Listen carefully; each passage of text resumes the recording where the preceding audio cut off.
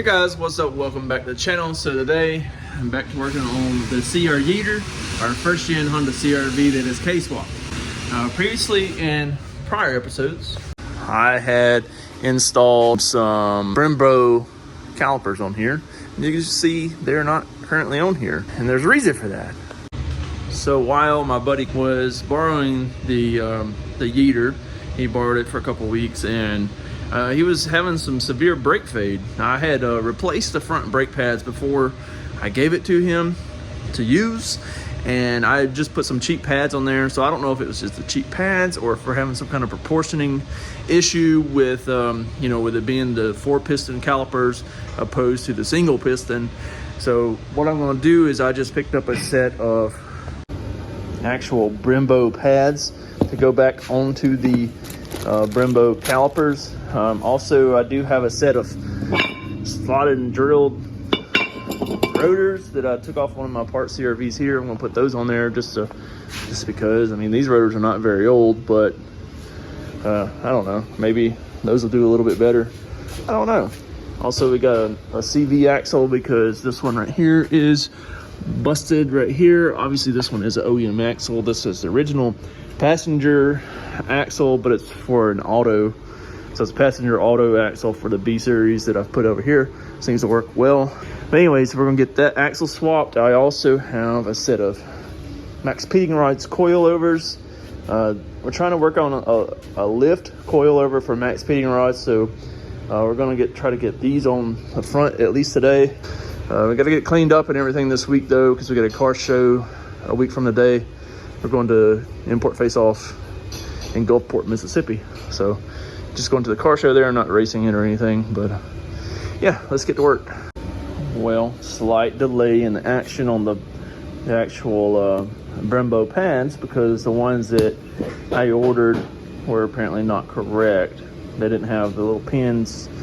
They had the actual spots where they clip in, like the factory ones with the little tang at the end of it and just slides in, you know. But this is the Brembo calipers, and these are just pads that I got off Rock Auto, and they were literally the cheapest ones that I could find on Rock Auto at the time. I think I paid like $15-16 for the set of pads. So I mean, in theory they should still work, but it's definitely experiencing a lot of brake fade.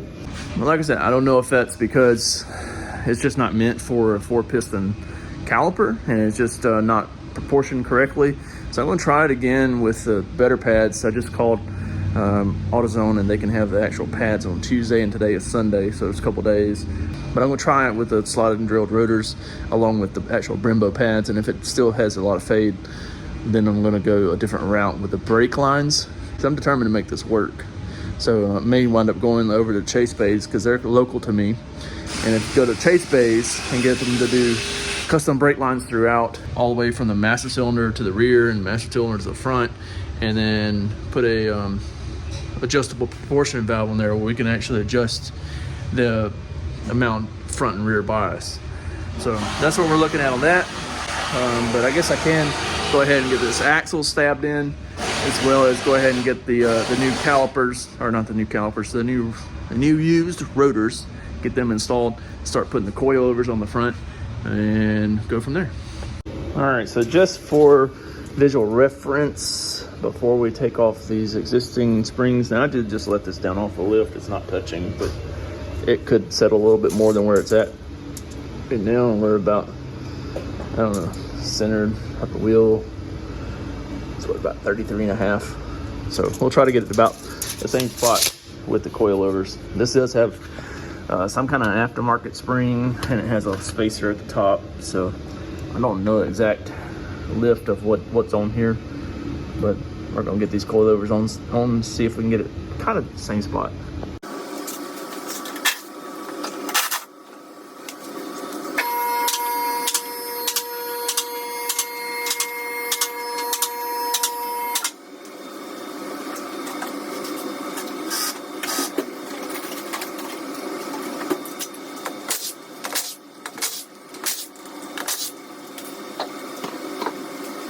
All right, again, I'm going to be tearing this farther apart than just doing this coilover, because I'm also doing the rotor and the axle I'm gonna go ahead and put the calipers on too. I can just come back and, you know, put the other pads, slide them in, and be done with it.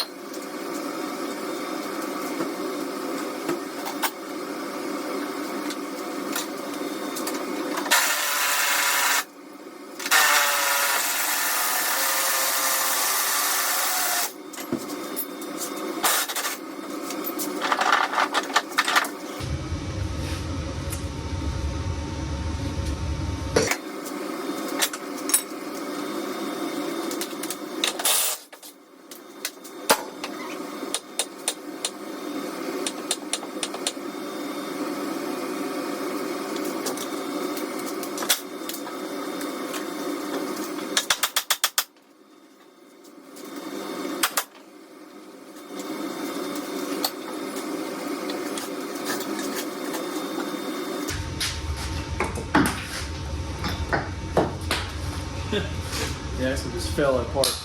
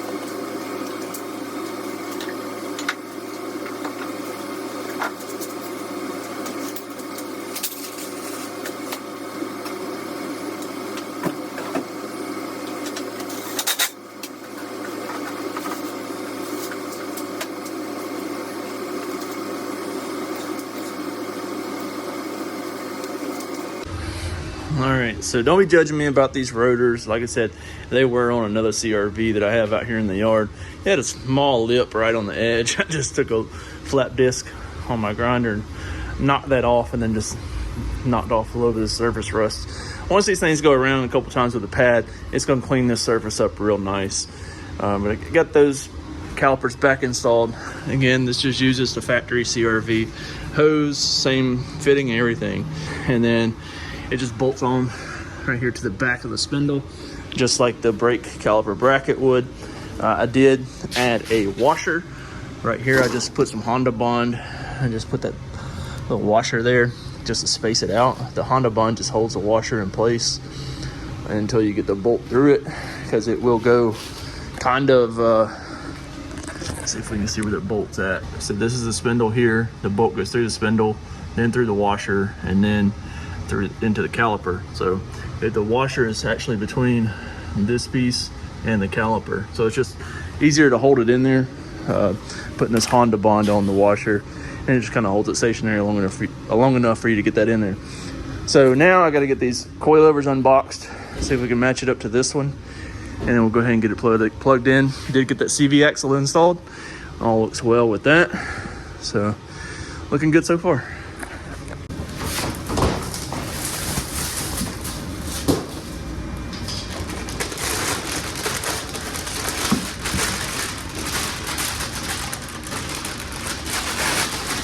We want this one, because this one goes to the front. All right, we'll have to tighten all this little stuff down on it. We got to tighten this nut. We got to tighten this up. It's just got a little Allen in there. This stuff kind of comes like just loosely assembled. So make sure that if you're getting these to properly tighten all the, like this nut here in the middle, as well as these. See how they're loose on here. So if you're getting these, make sure you tighten them. Okay, so now I got to kind of match it up to this other shock. I kind of want to get somewhat close. I don't know how close I'll be able to get it. You can see the original spring has a lot more coils than the replacements spring there. I don't know if that's going to have any play when it comes into spring load and all that kind of stuff, but we'll figure it out. On this, we'll screw that bottom, the base down there, we'll screw it down to this.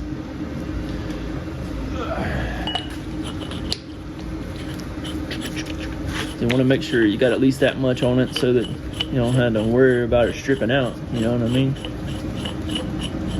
Maxpeedingrods.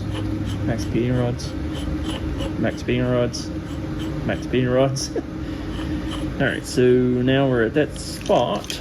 We'll run this collar down. This is basically a jam collar to hold this in place, keeps it from moving. And then we can always go up on the preload here. So if you turn this one, the one that's closest to the spring, if you run it this way, it's going to put more preload on it to hold the spring tighter, to make it where it don't rebound as much. So we may have to adjust that in the future as well. And then this is the second one here is the jam nut for the top one to keep it from moving once you get it set. I'm going to go ahead and tighten down this nut here just to make sure that it doesn't come off. Okay, so essentially the shock fork goes to here. Okay, so that's the same thing as the bottom right here. So if we align those, let's see.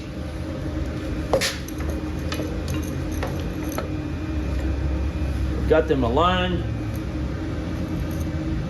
pretty close, and they're pretty close on the length overall. So I'm gonna get them stuck in there, and then we'll look and see if if we need to add more preload to the Maxpeedingrod coilover, or what we need to do to make sure that we maintain our height.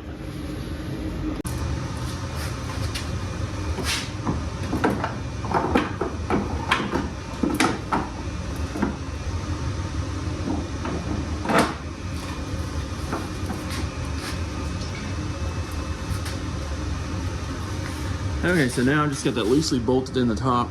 See if we can get this fork in the bottom. This may be a little challenging because usually whenever you install a lift kit, it's kind of a wonky how you have to get this in there. You kind of have to wedge it in there. I don't know if it's going to be that way with this or not. We're going to find out.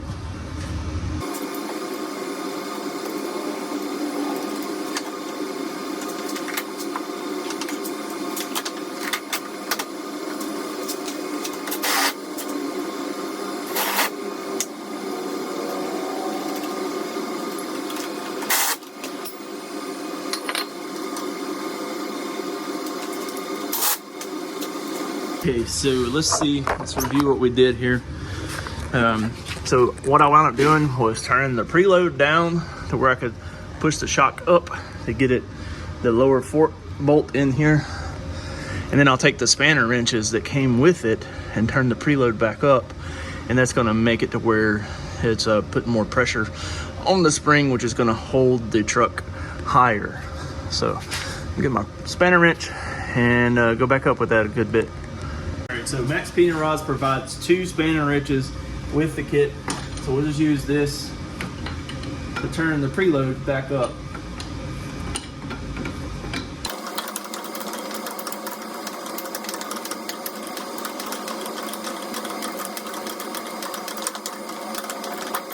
All right, so I've kind of got that adjusted somewhat. I don't know, we'll have to see once we actually set the truck down, and then kind of let it settle for a little bit and see kind of where it's going to be sitting at height wise. We'll have to measure it and all that stuff. But to do that, we got to put the wheel back on, and while utilizing the Brembo calipers, I have to use a wheel spacer because the wheels won't clear. So I'm gonna go ahead and get these on.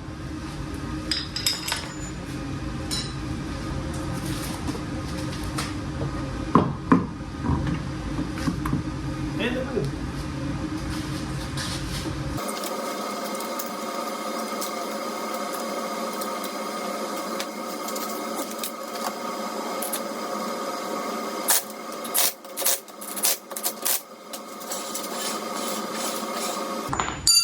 That's pretty much installed. And now I'm just gonna lower it down and see where we sit. All right, so now that I've got it set, I just turned those, well, I didn't let it all the way down. I got it to where the tire was touching the ground, and it pushed the spindle up some to where the upper control arm wasn't contacting the coil, because when it's all the way at full droop, the upper control arm will touch the coil spring. So with it touching the ground just a little bit, it picked the upper control arm up and allowed me to have clearance, and then I was able to turn those up further. With it completely on the ground though, I couldn't really turn them because I had too much pressure on them. So just a heads up there. You can see I do have well, there's still some adjustment. You see the threads there, right here, those threads. So the adjustment can go up more, but you see those threads in like right there. So there's not a whole lot more adjustment that it could go up, but there's definitely more it could go up. That's locked into place down here at the bottom where we looked at it earlier, and I just measured it, and it is let's see, I gotta find my tape again. What do we do with it? Oh, it's right here. All right. It is, we're gonna call it 33. It looks 33 and a half to me, so it looks good. And yeah, pretty much wraps that up right here. I've still got to bleed that brake. I'll probably wait until I put the new pads in there on Tuesday and then just do it all at one swoop. But we got the axle in, the Brembo on this side, and the coilover on this side. I've still got to do all of that on this side. All right, so I guess I'm gonna go ahead and wrap up this video because it's raining, and I got the other Brembo on and the rotor. I'm going to do a ABS pump delete and some other stuff on the next video. So make sure you subscribe to the channel, that way you don't miss it.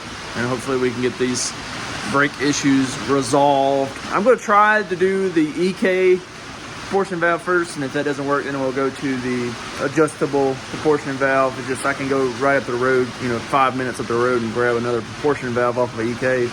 So hopefully I can do that tomorrow. I don't know how the rain's going to hold up, but I know it's kind of loud in the background of this. So I'm going to get off of here and hope to see you on the next one very soon. Make sure you like, comment, subscribe. See you tomorrow or someday soon.